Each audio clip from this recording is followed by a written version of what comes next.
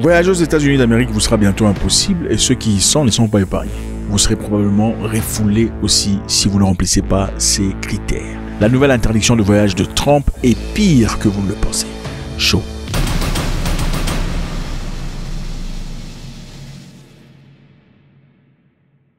Alors, selon un rapport, le président Donald Trump semble avoir étendu la portée de l'interdiction des voyagers mise en place sur son premier mandat. De le premier mandat, il a établi des interdictions, mais cette fois-ci, il va étendre ça à 43 pays. Donc, plusieurs pays, les amis, ne pourront malheureusement plus partir aux États-Unis. Et ça ne se limite pas là. Même ceux qui vivent aux États-Unis, qui ne remplissent pas certains critères ou qui disent certaines histoires, c'est la partie qui est pire. Certaines histoires qui sortent de votre bouche peuvent vous avoir déporté. On va essayer de voir ça tout à l'heure. Avant son arrivée au pouvoir, Trump a fait des promesses. Bien qu'il n'ait pas réintroduit l'interdiction de voyager dès le premier jour de son second mandat, comme il avait promis, il a publié un décret le 20 janvier, les amis, ordonnant aux membres de son cabinet de dresser dans un délai de 60 jours une liste de pays qui devaient être soumis à des restrictions de voyage totales ou partielles en raison de manque flagrant d'informations sur le contrôle de vérification. Manque flagrant d'informations sur le contrôle de vérification. Mon cher, Trump vient d'établir une liste, mais à 3 sections. Les sections sont les suivantes.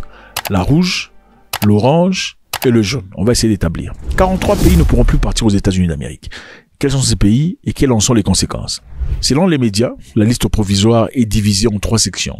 Rouge, orange et jaune, pour identifier les niveaux de restrictions. Donc, votre pays est établi selon les restrictions de Donald Trump. La liste rouge, par exemple, comprend 11 pays, dont les citoyens seraient totalement interdits d'entrer aux États-Unis d'Amérique. On a ici donc l'Afghanistan, le Bhoutan, Cuba, l'Iran, la Libye, la Corée du Nord, la Somalie, le Soudan, la Syrie, le Venezuela et le Yémen. Ce qui est intéressant ici à retenir, c'est quoi? L'Afghanistan sera interdit totalement d'entrer aux États-Unis. Mais rappelez-vous, il y a quelque temps, les Afghans, il y a eu beaucoup d'Afghans qui ont travaillé avec les forces américaines pour combattre contre les talibans. Et à ces personnes-là, on avait promis une certaine protection. Et d'ailleurs, je me rappelle à un moment donné, on avait sollicité à l'Ouganda de garder temporairement certaines personnes, certains Afghans, dans l'objectif d'examiner leur demande de visa pour les États-Unis d'Amérique. Donc, les Américains sont partis en Afghanistan, sollicitant le travail avec certains Afghans dans l'objectif d'écraser les talibans. Et on leur a dit, en cas de difficulté, si ça a émergé, vous viendrez vivre aux États-Unis sans difficulté. Mais quand les problèmes ont changé de côté, et que l'Afghanistan a été reconquis par les talibans, qu'est-ce qu'ils ont fait? Ils ont commencé à faire une proposition à l'Ouganda, pour que l'Ouganda garde temporairement les Afghans, le temps que les États-Unis revoient leur cas.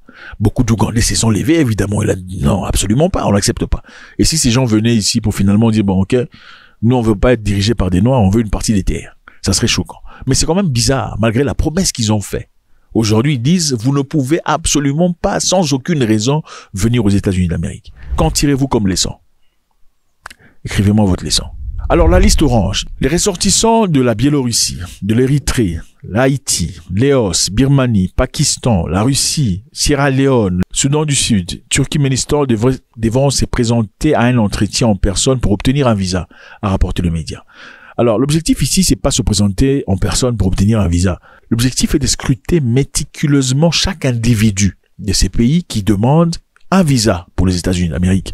La liste jaune, la liste jaune aujourd'hui, à la liste jaune, on donne 60 jours pour corriger les lacunes à vos pays. C'est-à-dire, vos pays doivent modifier leur législation sous peine de restriction. Qu'est-ce que ça veut dire? Modifier votre législation sous peine de restriction. Si vous ne modifiez pas vos législations, vous serez soumis aux restrictions. Quelles sont ces législations? Il faudrait que votre politique internationale s'aligne à la politique américaine. Ou bien, si vous n'avez pas des papas chez vous officialisés, il faudrait le faire de peine que vous soyez soumis à des restrictions. Alors en fait, bref, je pense que le gouvernement actuel ne soutient pas les papas. Ceux-là seront épargnés.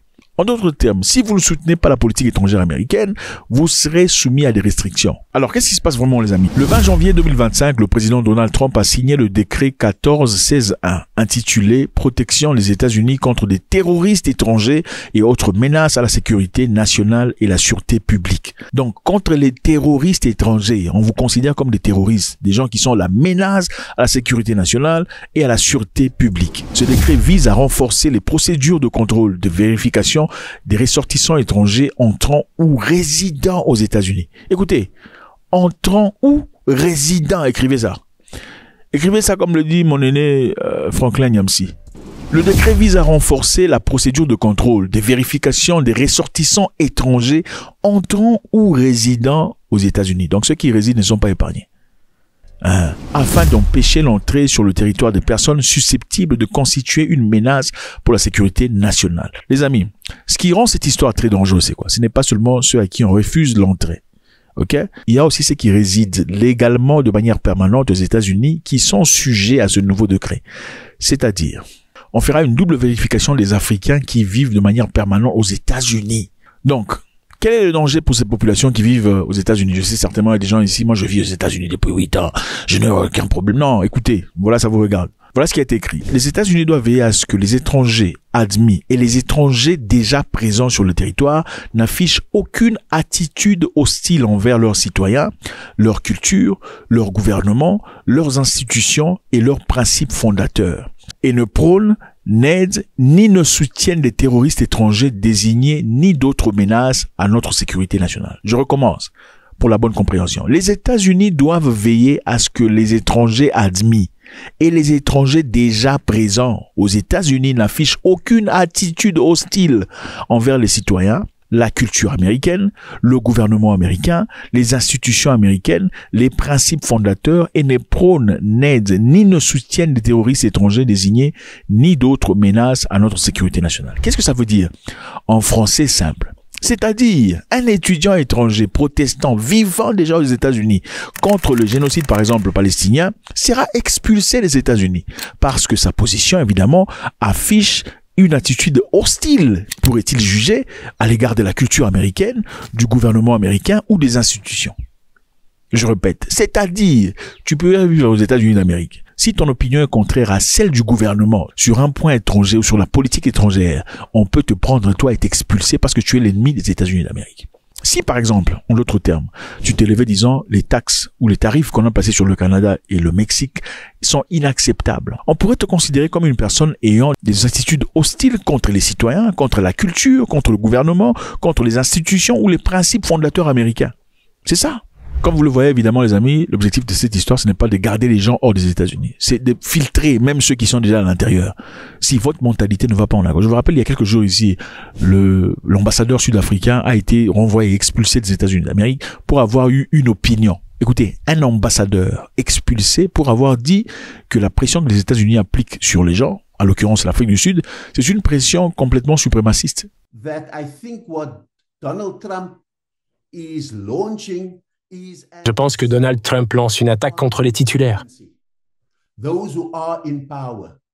ceux qui sont au pouvoir, en mobilisant un suprémacisme contre eux, sur le plan national.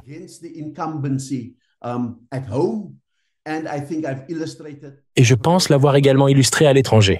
Pourtant, les Américains eux-mêmes ont accusé l'Afrique du Sud de racisme. The leadership is doing some terrible things, horrible things. So that's under investigation right now. We'll make a determination. And until such time as we find out what South Africa is doing, they're taking away land, they're confiscating land. Donc, eux peuvent accuser l'Afrique du Sud de racisme, il n'y a pas de souci. Mais si l'Afrique du Sud dit que votre attitude est raciste, alors là, on renvoie l'ambassadeur, on le déclare persona non grata. Donc, vous qui vivez aux États-Unis, qui vous parlez. Si vous parlez disant qu'une action américaine n'est pas une action que vous soutenez, on peut percevoir ça comme étant une attitude hostile à la politique américaine. Donc, on va vous prendre, vous et votre famille, et vous renvoyer à la maison.